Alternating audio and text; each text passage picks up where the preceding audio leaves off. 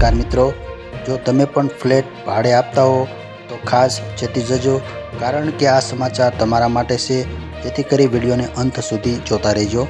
સૌપ્રથમ ફ્લેટ ભાડે કે વેચતા પહેલાં અમદાવાદનો આ કિસ્સો જોઈ લેજો, નહીતર લાજ અને લક્ષ્મી ગુમાવવાનો વારો આવશે।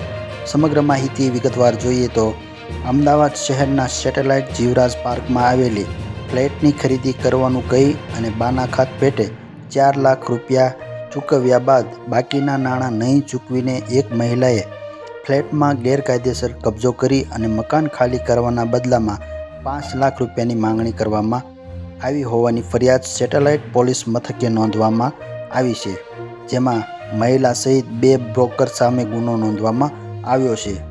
4 લાખ ચૂકવ્યા બાદ ડીલના બાકીના નાણાં ન ચૂકવીને મકાન પચાવી પાડ્યું। સ્વપ્નિલ એપાર્ટમેન્ટ સેટેલાઇટની આ ઘટના જાણવા મળેલ છે। તો હાલ માટે બસ આટલું જ, મળીશું નવી અપડેટ સાથે। ત્યાં સુધી અમારી ચેનલને લાઇક કરી દેજો